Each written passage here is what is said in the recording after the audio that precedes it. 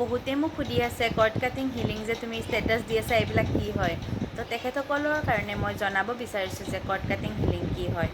আমি সকলো মানুহ এনাৰ্জেটিকেলি কানেক্ট হৈ থাকোঁ আৰু সেয়া এনাৰ্জিসমূহ কেতিয়াবা ভাল এনাৰ্জি হয় আৰু কেতিয়াবা বেয়া এনাৰ্জি হয়, আৰু যিবিলাক বেয়া এনাৰ্জি হয় সেইবিলাক কাট কৰাই হ'ল কৰ্ড কাটিং হিলিং। আৰু সেয়া কাট কৰাটো মানে এনেকুৱা নহয় যে আমি মানুহজনৰ লগত ৰিলেশ্যনশ্বিপ ব্ৰেক কৰি দিছোঁ। মাত্ৰ মানুহজনৰ লগত থকা টক্সিক পেটাৰ্ণসমূহে আমি কাট কৰিছোঁ। এইটো ৰিলেশ্যনশ্বিপত বহুত ইফেক্টিভ হয়।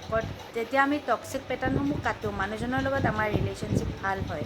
গতিকে মই আপোনালোকক ছাজেষ্ট কৰিম যে আপোনালোকৰো যদি তেনেকুৱা হয় মানুহ কিছুমানৰ লগত প্ৰব্লেম হয়, কথা পাতিলে খং উঠে, মানুহজনৰ নাম শুনিলে খং উঠে, ভাগৰুৱা অনুভৱ হয় কথা পতাৰ পিছত তেখেতৰ লগত, তেনেকুৱা যদি আপোনালোকৰ কিছুমানৰ হৈ আছে তেতিয়াহ'লে আপোনালোকে কৰ্ড কাটিং কৰক, আপোনালোকে সুফল পাব। মই মাত্ৰ এইখিনি জনাবৰ কাৰণে আজি ভিডিঅ'টো প্ৰস্তুত কৰিলোঁ। ধন্যবাদ।